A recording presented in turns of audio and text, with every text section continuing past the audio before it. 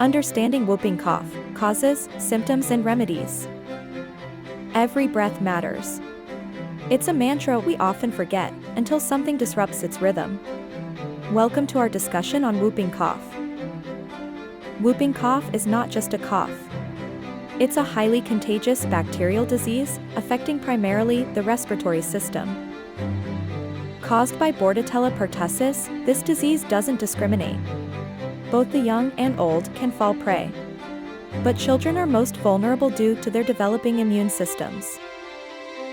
The symptoms are deceptive.